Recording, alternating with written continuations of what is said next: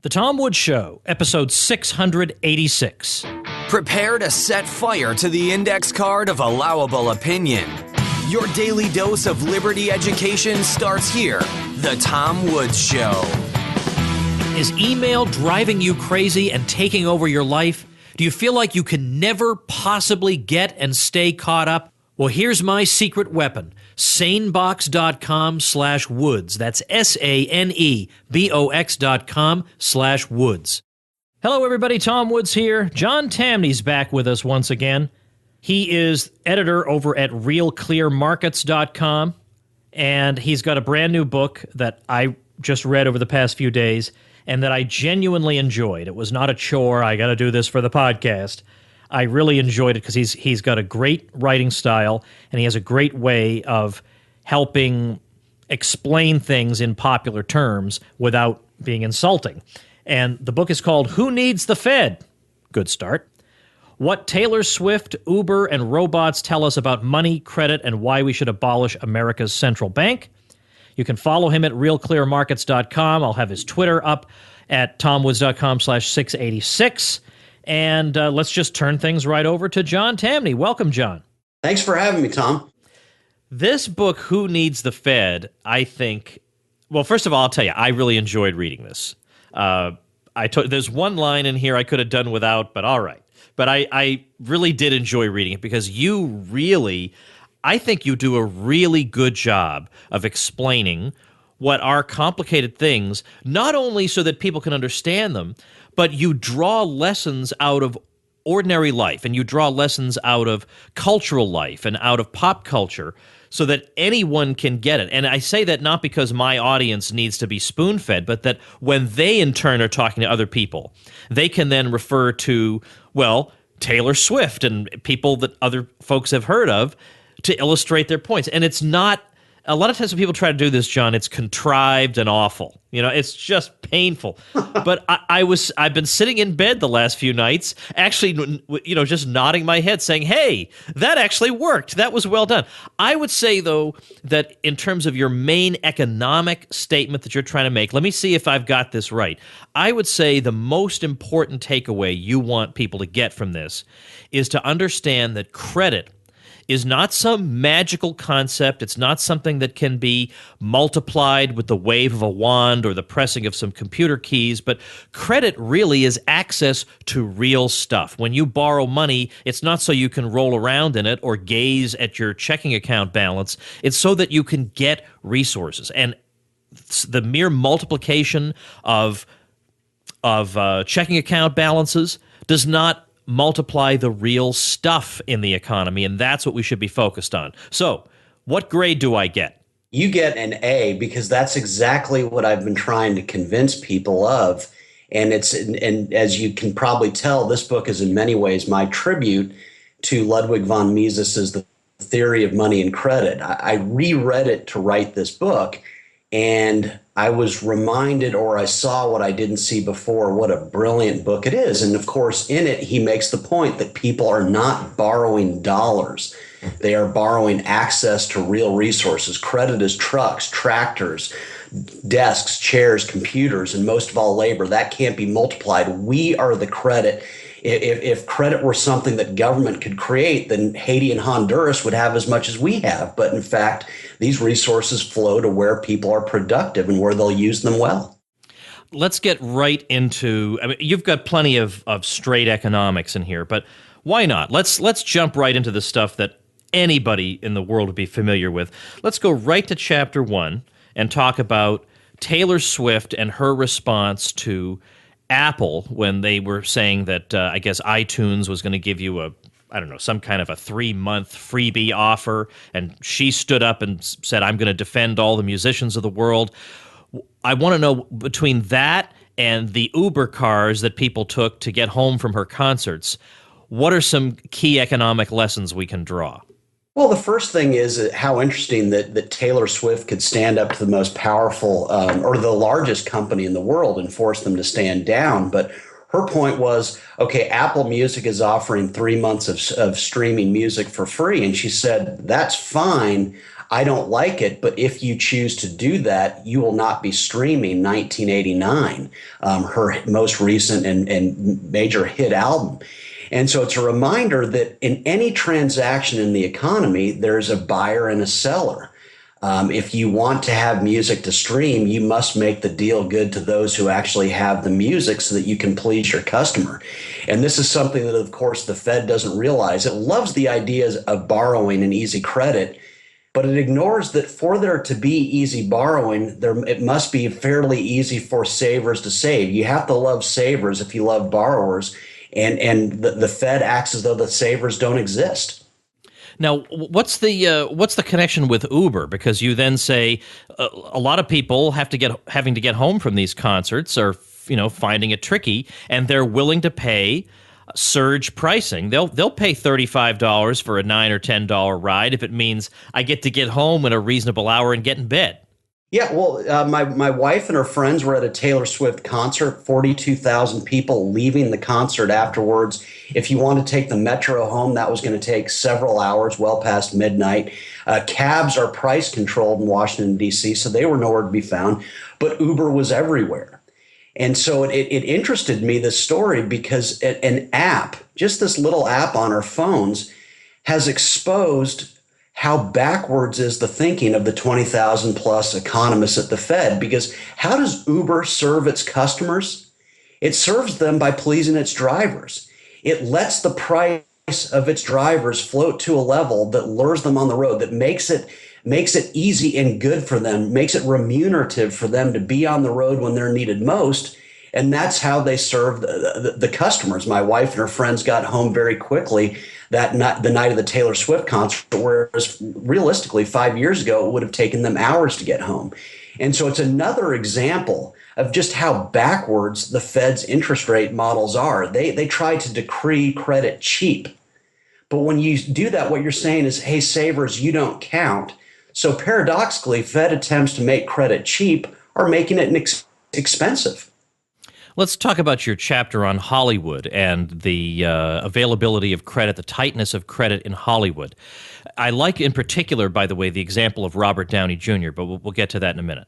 Well, the Hollywood chapter is I think, very exciting in the sense that it's a reminder that while the Fed's often Neverland decreeing easy credit, happily in the real economy, the price of accessing economic resources actually reflects market realities the vast majority of the time.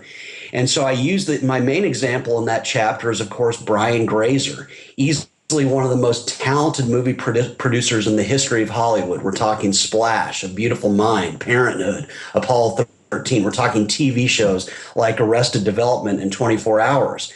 But as he points out, despite this amazing track record, he is turned down 90% of the time when he seeks credit to pursue his film and television projects. And that's a very happy story that in the real economy, most often we act as though the Fed doesn't exist. I like as I say, I like the Robert Downey Jr. example because we all know, as with any of these people, when they have personal problems, the whole world finds out about them. But you talk about how it became hard for him to make movies because the costs involved were too steep because he was unreliable and people didn't want to take a chance on him. And you say this lack of credit turned out to be a blessing for Downey. The expensive credit that rendered Downey unemployed is what forced him to kick his various bad habits and clean up his life.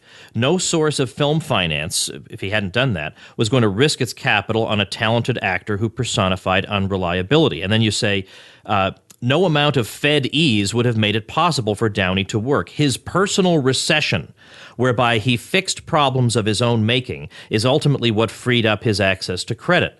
Credit had to become expensive for Downey so that it could become cheap. Wow, I thought that was great. Well, thank you. And it's a reminder that economists too often forget, and certainly those at the Fed, that recessions are incredibly healthy. Because an economy is just a collection of individuals, and as individuals, we know we make mistakes. The recessions whereby we're not able to work or whereby we're not able to access resources to pursue what we want to do or what force us to change things. And so Robert Downey, as you point out, he could not get a movie made in Hollywood. He was so unreliable that no one would finance anything attached to Robert Downey Jr. So it forced him to change his life, and now he is the highest paid actor in all of Hollywood, $75 million a year. And so you think once again how this applies to the Fed. The Fed, when the economy is, quote, weakening, wants to feed resources to those that brought it to the weak point. Well, no, you want credit to be tight during a recession to make sure that only the good companies get it and that the bad ones are starved. The Fed's models are once again totally backwards. I want to go ahead to Chapter 8, why Senator Warren Buffett would be a credit-destroying investor. There's an obvious sense that Austrians, use to talk about why it is that people who are good in business wouldn't necessarily be any good in government, because it's two different things, and you can't engage in the kind of economic profit and loss calculation in government that you could in the private sector, because you're not getting among other things, you're not getting legitimate sales revenues, so you can't judge really where consumers want resources deployed. You have no way of knowing. I mean, you could come in and cut a lot of stuff, that's true, but just cutting stuff isn't necessarily good business either. You wouldn't do that in your business. You wouldn't just arbitrarily go cutting. So there's really no way for a businessman to do any good in government, because they're two different things. But you make rather a different point in the Warren Buffett chapter. So tell us why, even if, let's say, even if Warren Buffett had good political views, I'll even correct this a little bit. Even if we would agree with Warren Buffett politically, what would be some of the problems he'd run into if he were a U.S. senator trying to bring his wisdom into the U.S. government? Well, I'll say that even if Warren Buffett thought exactly as Tom Woods did, he would still be tragically bad at allocating resources from the Senate. And the reason why is fairly basic. There are no failures. With government spending, bad ideas are funded forever. Whereas in the free market in Silicon Valley, just about every startup ever funded has failed. Buffett has to starve lousy portfolio companies of his all the time. That is how he is a successful investor. His failures very much inform his successes.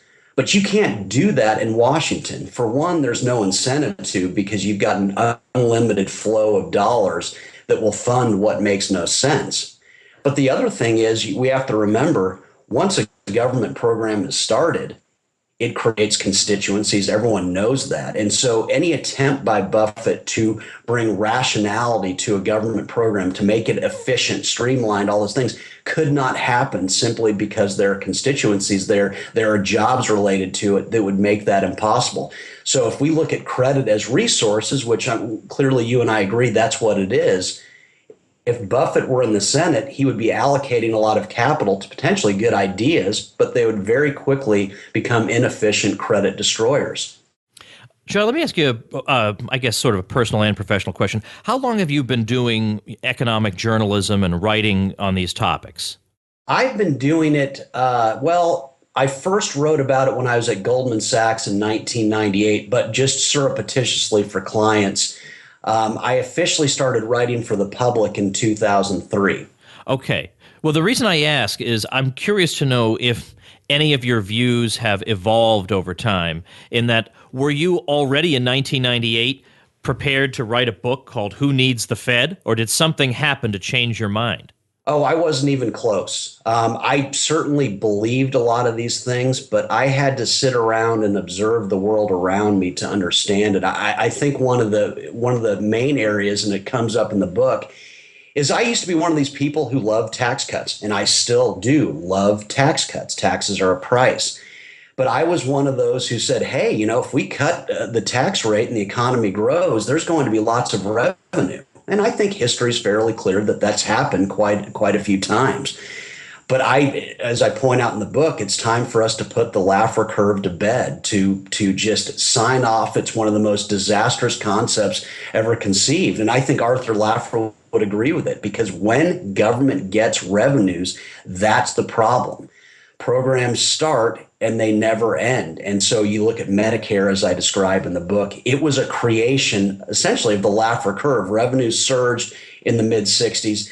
They funded Medicare at $3 billion. They said it'd be $12 billion by 1980. It was quite a bit higher. It will cost $1 trillion a year projected by the early 2020s. And so tax cuts, whereas I used to say, hey, great, you get the tax cuts plus government gets revenues to waste. In fact, those revenues neuter the genius of tax cuts. So that's one area in which I've evolved quite a bit. I'll also point out that I've evolved in terms of currency. I'm still for a stable currency, but von Mises in particular reminded me that we don't need government to create money, that I think private sources would do a much better job. It took me a while to get to that point. Yeah, that Laffer Curve stuff and your chapter on it, that's all good stuff for sure. I want to get into that a little bit more in a minute and then maybe push back against you a little bit. But first, before we do that, let's thank our sponsor. Folks, you don't have to have a podcast with nearly 700 episodes, plus at least 5 websites, to be overwhelmed by email. You know what I'm talking about. There's that number on your Gmail, and it's this rebuke. It's a numerical rebuke that stares at you every day. You think, how can I pare this down? It's overwhelming me. The answer is a tool I use every single day, and it's called SaneBox, SANEBOX, because it's going to give you back your sanity. It learns how to sort your email and distinguish the important stuff from the not so important stuff. It helps you get rid of email from people you never ever want to hear from again. It helps you get email at the times when you have the leisure to answer it. It's got all kinds of tools to help you keep that inbox tamed. Check it out for free for 14 days through sanebox.com/woods. And if you decide, like me, to go ahead and join for good, you get an automatic $25 discount as a listener of The Tom Woods Show. That's sanebox.com/woods. All right, that's very interesting. Yeah, I liked your Laffer Curve chapter, and I'll just make sure everybody knows that the Laffer Curve is this curve that, and I forget which is on the x-axis, which is on the y-axis, but it's plotting revenues against tax rates, the idea being that eventually you reach the so-called prohibitive range where the tax rate is so high that it actually leads to lower revenue because people are avoiding it or sheltering their income or not working or whatever. And so that his point was that everybody, left and right, would want to lower tax rates at that point. And you've noted that even people you would think to be free market people have been using as a selling point the fact that, hey, this particular tax cut brought in more revenue than anybody expected. Well, yeah, that's an unfortunate side effect of the tax cut. It's not a selling point. It's a bug, not a feature, if I can reverse the common saying. All right, I want to, before we get to because you've got chapters, do we really need the Fed? I do want to get to your chapter. The Fed has a theory, and it's 100% bogus. I mean, how can we not talk about that? You have chapters on quantitative easing. I mean, again, things that'll get people up and running really quickly on these sorts of topics that you have to know a little something about if you're going to have an intelligent discussion. But before we do that, look, I'm going to push back a little bit on fractional reserve banking. Where would be the fun if I didn't? Because in here you say that it's unfortunate and tricky to understand how so many otherwise brilliant people in the Austrian school have a problem with fractional reserve banking. Well, if I exist for any reason, if I'm on this earth for any reason, John, it's to explain. It's to explain and clarify, and that's what I'm going to do here. I'm going to try to explain. It's not primarily, and of course, fractional reserve banking, again, I don't want to take anything for granted, is the practice whereby the bank will take in so-called demand deposits. You'll open up a checking account for, let's say, $1,000, and the bank will go and lend out a portion of that money, even though it's called a demand deposit, which means you have the right to go and have access to it on demand. So they're keeping in reserve only a fraction of what you've deposited, hence fractional reserve banking.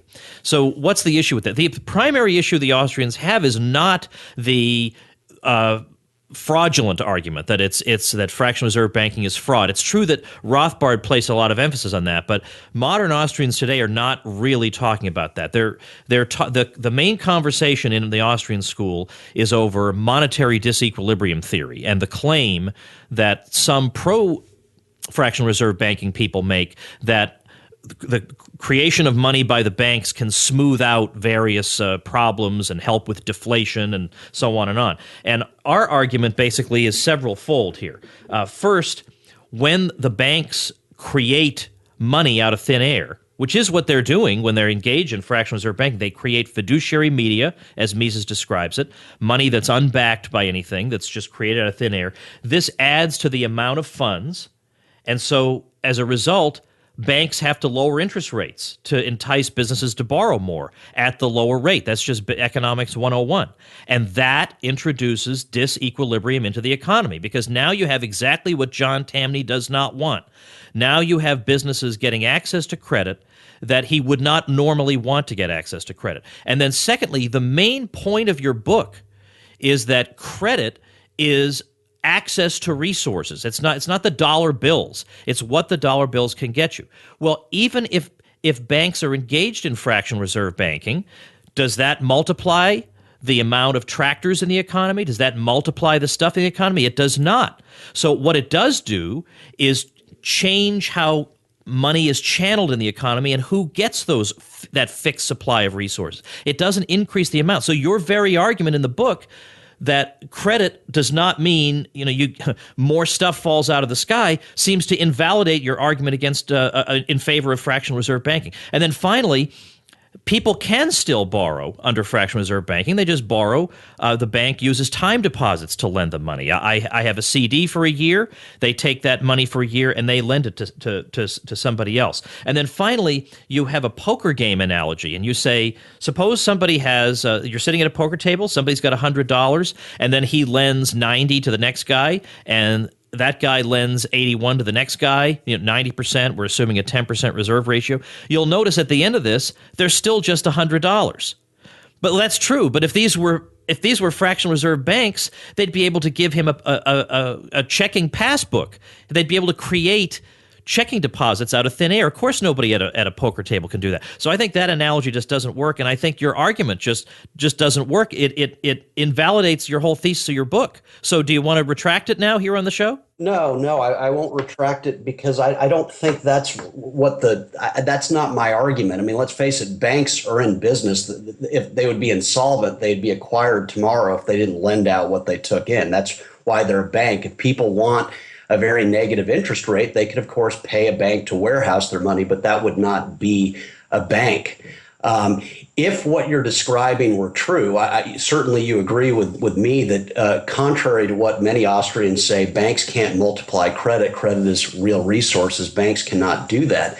But if, in fact, banks were multiplying access to economic resources, implicit there is that they would be devaluing the dollar. And as such, rich people would not keep at least some of their money in banks. The dollar would have no exchangeable purpose if what you're saying were true. The facts are that I can deposit $1,000 in the bank and it will be lent out, but in depositing that money, I no longer have access to it for the time.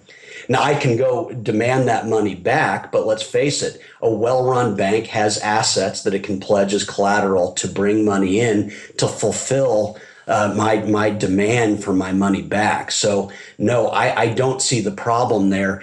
If, in fact, it were true, why don't you and I start up a bank tomorrow? Because I've never heard of this, but this notion that banks can just create money out of thin air.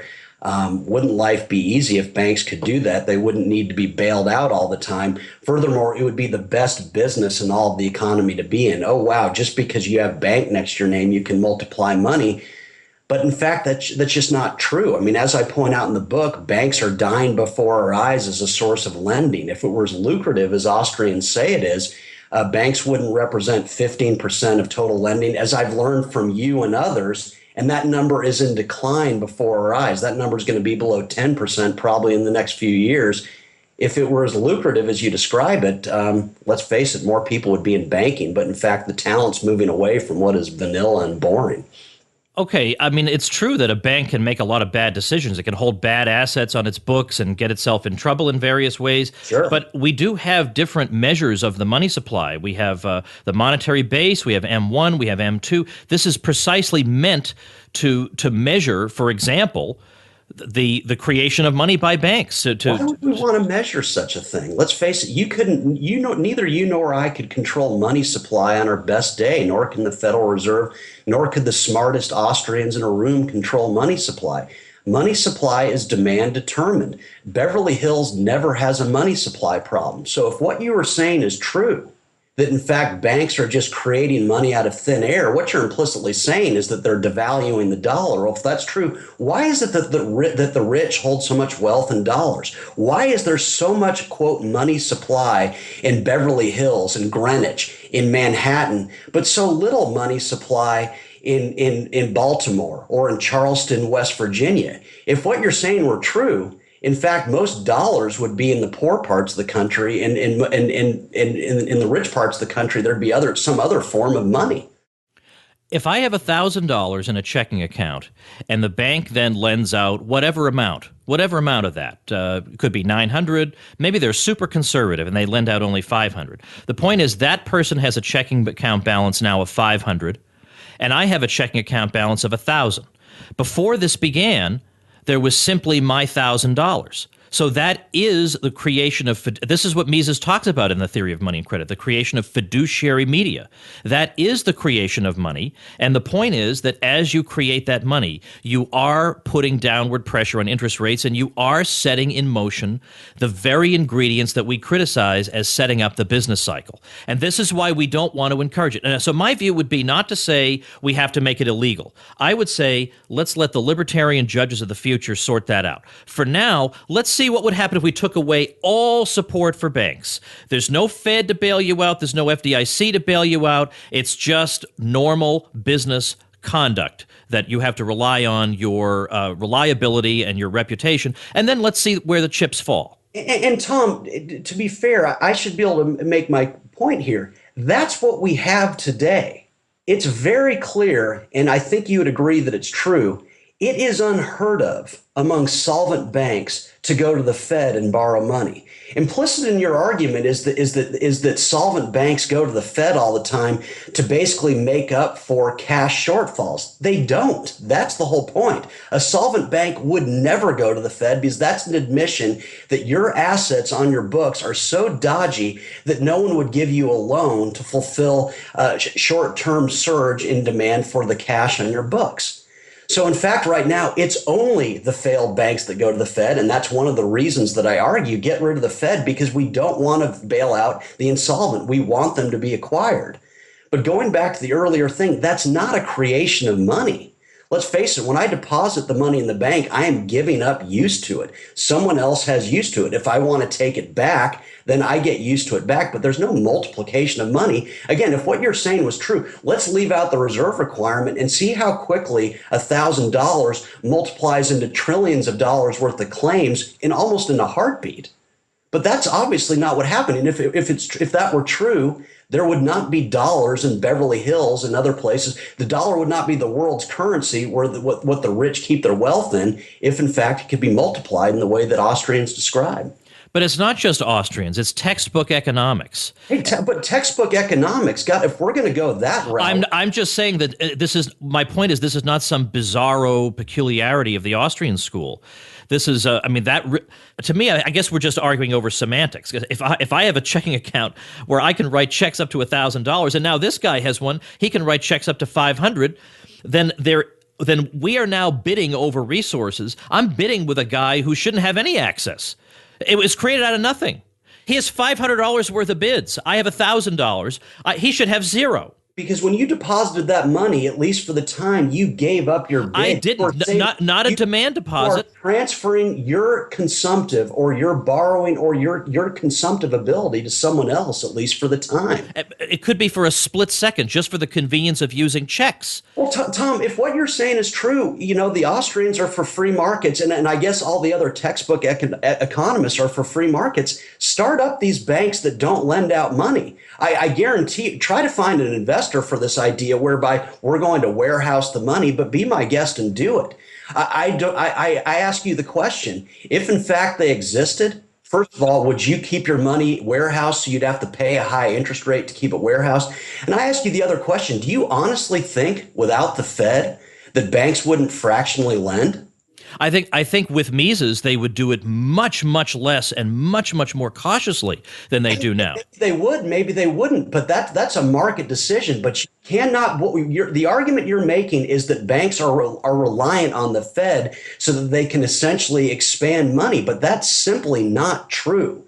As any banker will tell you, it is unheard of to go to the Fed for a loan. Only insolvent banks do that. I get that, but I know you want to get rid of the Fed, so then we don't even have to argue about that. Oh, absolutely. My point is that the existence, whether or not it's actually used, the existence of the Fed and the existence of the FDIC means that decisions are made on a different basis from how they would be made on a pure free market. And it's my belief that things would happen a lot differently on a free market. But my view is let's run that experiment and let's see which one of us is right. Now, and then for you to say, well, why don't you launch your 100% reserve banks and see where they go? This is almost like saying, well, why don't you try to build roads? Why don't you try to run schools? You can do it.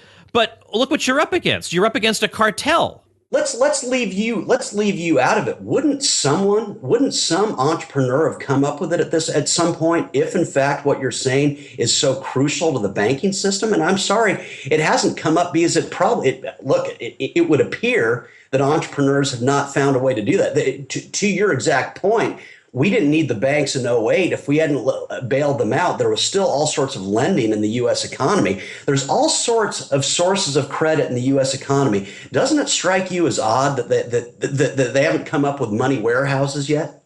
Well, I think it's the answer to that is very similar to the answer of, if Austrian business cycle theory is so good, how come people keep getting in on these booms even when they know darn well it's an artificial boom? And the answer is that if you don't get in on the boom, you're going to get your clock cleaned by everybody who is in on it. And that's the same thing goes for fractional reserve banking today. If you don't get in on it, you're going to get your clock cleaned. So when 2,000 car makers sprouted up in the early 20th century, I suppose that was just some irrational artificial boom. And when in fact the Fed didn't exist when this all happened, just about every one of them failed. I guess you're saying that was an artificial boom, but in fact it had a transformative impact on the economy. Look, we've got to accept the fact that Silicon Valley, in boom times and then in average times, just about every business created there it fails. Silicon Valley has been built on 50 years of failure. By your logic, we should just avoid that altogether because let's face it, we know 98% of the companies are going to fail at some point, but that is the source of progress. Thank goodness there was an internet boom. Did a lot of the companies die? But do you want to live in a world without the advances that we got from the internet? Now, Austrians said that was artificial too. I beg to differ. That's called progress.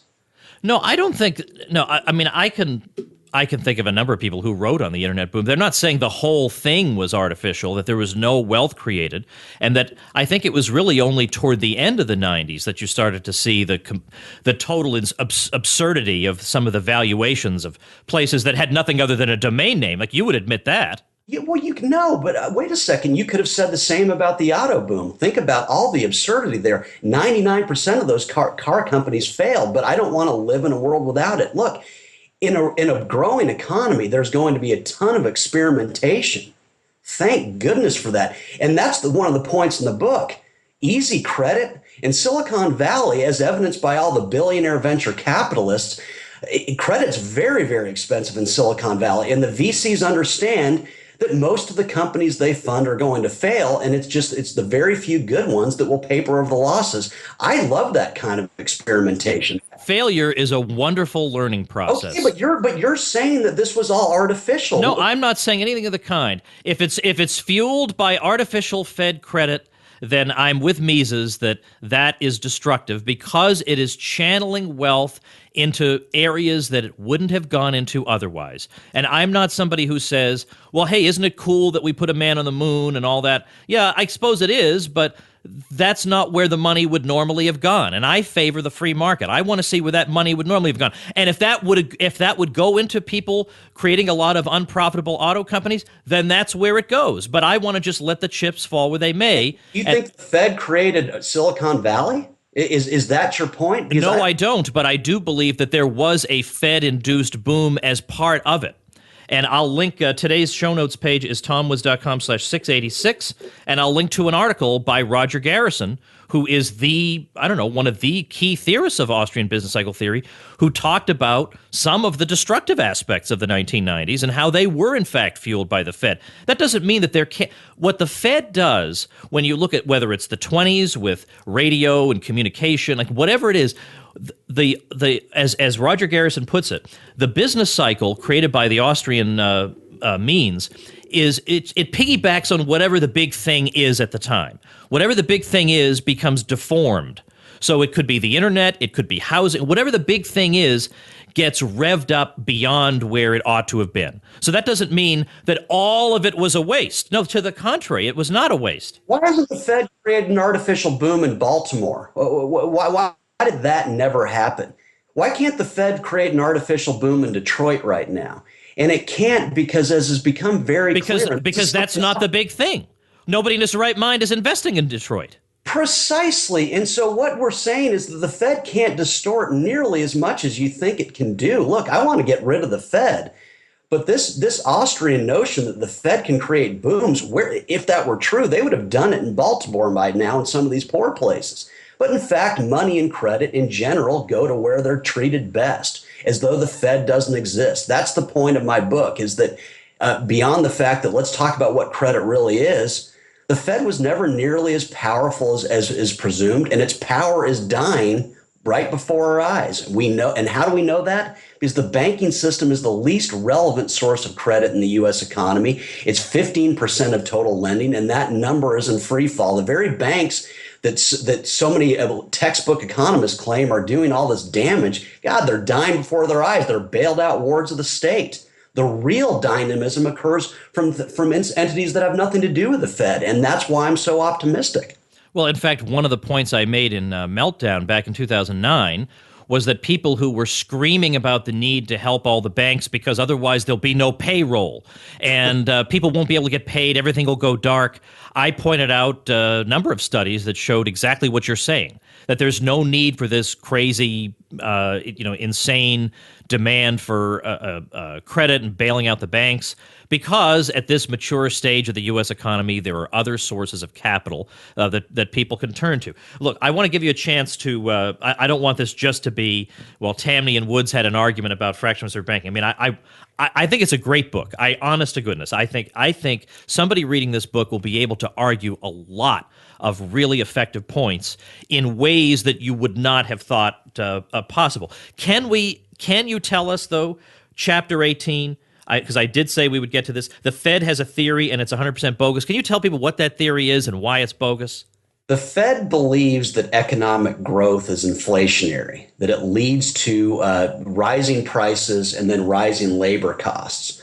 Well, I make the point that if you look throughout history, whether it was the ballpoint pen that began as a $12 item that now we can have for cents on the dollar, the computer that was once $1 million that we can now get for $200, the list is long. In fact, economic growth is the biggest driver of falling prices, simply because venture buyers come in and buy something for very expensive. They discover if there's a market need, and then entrepreneurs come in and figure out ways to constantly drive down the price to make something for cheaper and cheaper.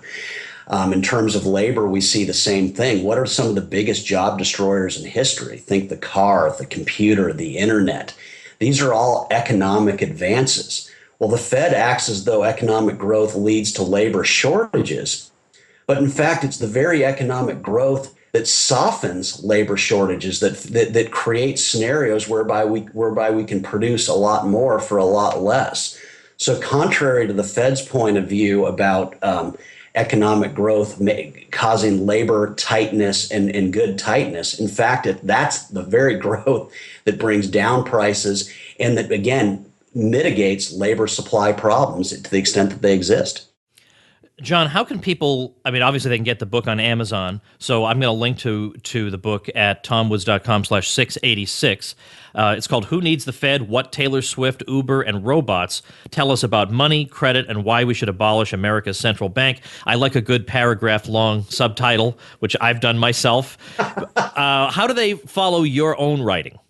You can find me. I'm still editor of Real Clear Markets, and so I put all of my posts up there. I'm also at Forbes, but I again post all of my Forbes stuff at Real Clear Markets. So if you look there, I usually have columns Mondays and Tuesdays, sometimes Thursdays too, and so that's the best way to reach me. And then, of course, my books. I like to think that they explain things fairly easily, that they unveil what should be as simple, what should be simple. Per von Mises, economics is not dismal. It's a beautiful thing. And I like to think that I show its beauty.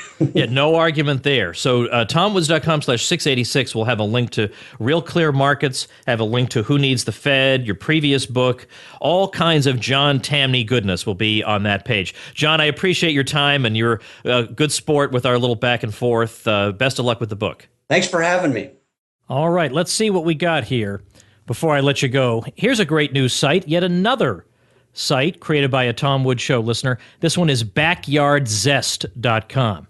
You want to have a nice backyard, you check out backyardzest.com. Or if you like the outdoors, you want to know about DIY backyard games for your kids this summer, so they're not just playing video games all day, or backyard forts or whatever, all kinds of things, slides, summer cocktails that people like, outdoor kitchen designs, or how to deal with a stubborn tree stump, things like that, all kinds of things. Even gazebos are covered here at backyardzest.com. So very, very interesting site that I actually really enjoyed looking through. So backyardzest.com is the site, and we'll link to it as the listener website mentioned at tomwoods.com/686.